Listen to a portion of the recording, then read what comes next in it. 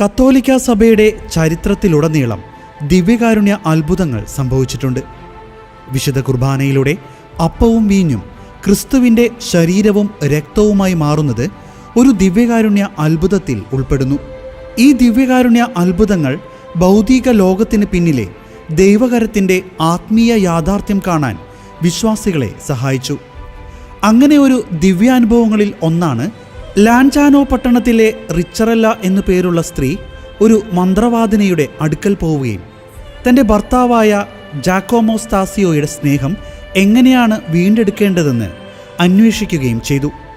കുദാശ ചെയ്ത ഒരു തിരുവോസ്തി കൊണ്ടുവന്നാൽ എല്ലാം ശരിയാക്കാമെന്ന് മന്ത്രവാദിനി പറഞ്ഞു.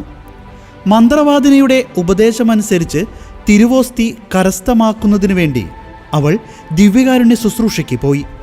ആരും കാണാതെ തിരുവോസ്തി കരസ്ഥമാക്കി.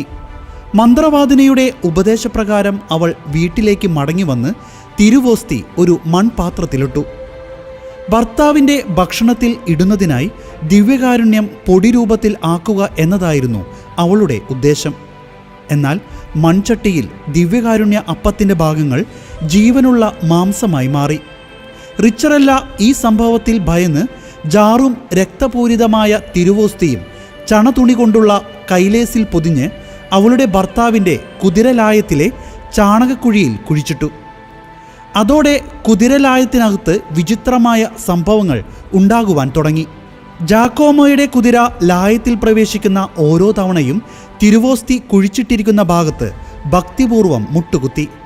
തൻ്റെ ഭാര്യ ആ മൃഗത്തിൽ എന്തെങ്കിലും മന്ത്രവാദം ചെയ്തിട്ടുണ്ടാവുമെന്ന് ജാക്കോമോ ചിന്തിക്കുവാൻ തുടങ്ങി.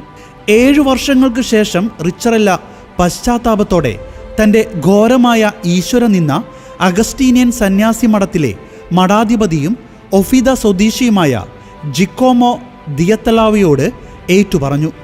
തുടർന്ന് കണ്ണീരോടുകൂടി ആ സ്ത്രീ ഇങ്ങനെ ആക്രോശിക്കുവാൻ ആരംഭിച്ചു: ഞാൻ ദൈവത്തെ കൊന്നു, ഞാൻ ദൈവത്തെ കൊന്നു.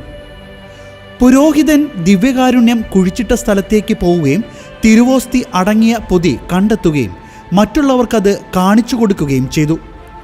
അപ്പോഴും അതിൽ രക്തത്തുള്ളികൾ പൊടിഞ്ഞുകൊണ്ടിരുന്നു. വലിയ ആഘോഷത്തോടും ഭക്തിയോടും കൂടെ തിരുവോസ്തി പ്രദക്ഷിണമായി പള്ളിയിലേക്ക് കൊണ്ടുവന്നു. തിരുവോസ്തി വയ്ക്കുന്നതിനായി കുരിശാകൃതിയിലുള്ള ഒരു അരുളിക്ക നിർമ്മിച്ചു. ഈ അരുളിക്കയുടെ നിർമ്മാണത്തെക്കുറിച്ച് ഒരു സംഭവ ചരിത്രമുണ്ട്. 2 സന്യാസിമാർ ബ്രദർ മിക്കാലയെയും സഹപ്രവർത്തകനെയും ഈ അത്ഭുത തിരുവോസ്തിക്ക് അരുളിക്കയുണ്ടാക്കാൻ അധികൃതർ വെനീസിലേക്ക് അയച്ചു. അവർ അവിടെ എത്തിയതിനു ശേഷം അരുളിക്കയുണ്ടാക്കുന്ന ശില്പിയെക്കൊണ്ട് ഒരു പ്രതിജ്ഞ ചെയ്യിപ്പിച്ചു. എന്താണോ അയാൾ കാണുവാനും കുരിശിനകത്ത് നിക്ഷേപിക്കുവാനും പോകുന്നതെന്ന് ആരോടും പറയുകയില്ലെന്ന്. പ്രതിജ്ഞ ചെയ്തതിനു ശേഷം ശില്പി തിരുവോസ്തി അടങ്ങിയ പേടകമെടുത്തു. പക്ഷേ പെട്ടെന്ന് അദ്ദേഹത്തിന് കടുത്ത പനിയുണ്ടായി. ആശ്ചര്യപ്പെട്ട് അയാൾ പറഞ്ഞു: ഓ പ്രിയ സഹോദര, നിങ്ങൾ എനിക്കെന്താണ് വരുത്തിയത്? അപ്പോൾ ആ സന്യാസിമാർ അയാൾ എന്തെങ്കിലും വലിയ പാപം ചെയ്തിട്ടുണ്ടോ എന്ന് ചോദിച്ചു. ആ ശില്പി ഉണ്ട് എന്ന് ഉത്തരം പറഞ്ഞു. അയാൾ ആ സന്യാസിമാരോട് തൻ്റെ പാപം ഏറ്റുപറഞ്ഞു. ഉടനെ അയാളുടെ പനി വിട്ടുമാറി. യാതൊരു ആപത്തും കൂടാതെ അയാൾ ആ പേടകമെടുത്തു. തിരുവോസ്തിയെ വേർപെടുത്തിയെടുക്കാതെ തന്നെ തിരുവോസ്തിയെയും പേടകത്തെയും വിശുദ്ധീകരിച്ച തടിക്കഷ്ണം കൊണ്ട് ഉറപ്പിച്ചു. അത്ഭുത തിരുവോസ്തി വ്യക്തമായി കാണുന്നതിന് വേണ്ടി സ്ഫടികം മുകളിൽ വെച്ചാണ് അരുളിക്ക ഉറപ്പിച്ചത്.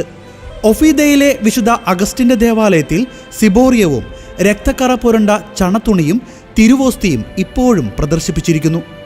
പിന്നീട് റിച്ചറല്ലയുടെ വീട് ഒരു ദേവാലയമാക്കി മാറ്റി. 1973 അത്ഭുതത്തിൻ്റെ 17ാം ശതാബ്ദി ആഘോഷിച്ചു. എല്ലാ വർഷവും മെയ് 3-ാം തീയതി ഒഫീദയിലെ പൗരന്മാർ അത്ഭുതത്തിൻ്റെ വാർഷികം അതിഗംഭീരമായി ആഘോഷിക്കുന്നു.